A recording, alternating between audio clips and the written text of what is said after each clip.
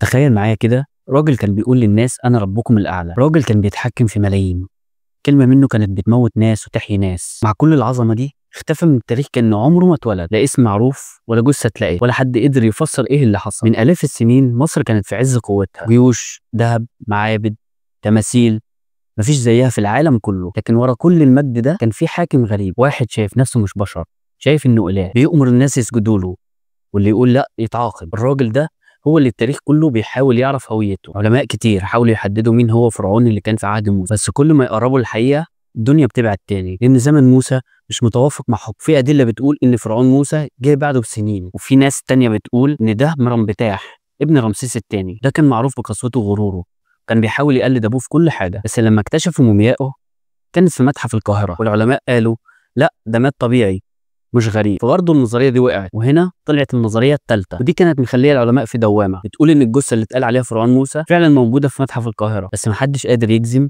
انها فعلا جثه فرعون اللي غير. والاغرب من كده ان المومياء ديت لما اتكشفت واتحللت العلماء لقوا فيها اثار ملح كانها كانت في البحر. بس السؤال اللي محدش قدر يجاوب عليه لحد دلوقتي، لو دي فعلا جثه فرعون موسى ازاي فضلت سليمه لحد النهارده؟ ولا دي جثه ملك تاني واسم فرعون موسى لسه مخفي في مكان تاني في الصحراء؟ ومن يومها التاريخ اتغير. بعد اختفاء الملك ده مصر ما رجعتش تاني زي الاول، كأن نهايته كانت لعنه، بدأت معاها مرحله جديده تماما من الحضاره الفرعونيه. ولسه لحد النهارده محدش قدر يجاوب على السؤال اللي جنن العلماء، فين جثه فرعون موسى؟ والغريب بقى ان في اماكن في مصر بتحمل نفس الغموض، اماكن لحد النهارده محدش فاهم اتبنت ازاي ولا ليه لما بتقرب منها تحس بحاجه مش طبيعيه حواليك. الاماكن دي هي اللي ممكن تكون مفتاح السر، ممكن كمان تكون بدايه لغز جديد هنكتشفه مع بعض في الحلقات الجايه.